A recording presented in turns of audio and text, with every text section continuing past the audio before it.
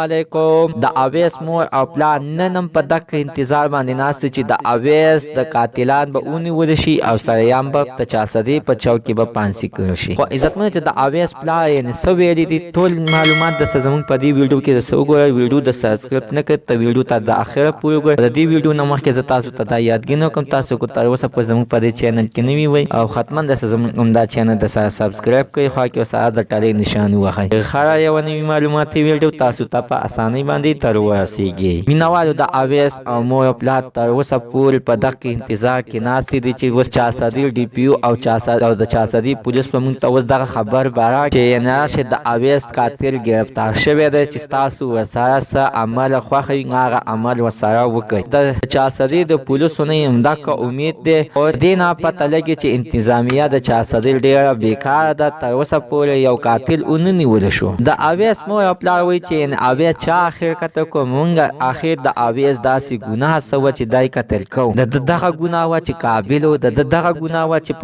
په پېښور په اسلامي کالج کې سبق ویلی. د دغه ګناه وه چې مونږ یې چا سره جنګ جګړې نه دي کړي. اویس په خپل کور کې هم چا سره داسې ډېرې خبرې به نه کولې او نه به چا سره جنګ جګړې کولې. خپلو خویندو او وروڼو به تنګولو خو ده به ورته غږ نه کولو. به د دغې د وجې نه بحث نه کولو چې د ما نه چې تاسو سره بحث کوم د دې د بحث په ځای سبق ولې نه یادوم، سبق ته ولې نه کوزوم، سبق سره مینه ولې نه ساتم. تباه خو رانه څه ساه شي که زما د مور او پلار غټ امیدونه دي چې ډاکټر خو د ځان نه ساز کړم. مور او پلار باندې په دومره غریبۍ کې سبق وایي. زه مې د دې مور او پلار د غریبۍ ته ګورم چې سبق راباندې وایي چې ساه رانه ساه چې د دوی په زړه باندې چې ساه ارمان دی چې ډاکټر غواړي. ډاکټر خو د ځان نه ساز کړم که نه. خو چا دغه کار ته چا دغه ډاکټرۍ ته پرې نه ښودو چې د عوامو خدمت وکړي. اول ستاسو د دوی په هره باندې څه خیر دی چې د دې دا قاتل به میلاو بشي چې نن دا اتمه نهمه ورځ ده تر اوسه پورې د دې قاتلات ونه نیول شي او تر اوسه پورې د دې د قاتلانو څه پته ونه لګي. د دې نه بعد مینوالو څه پته به وبلګي. حتما ناسه خپل رایې لاندې په کامنټ کې شریکه کړئ. زموږ نننۍ معلومات د دې پورې د نوي معلومات دپاره د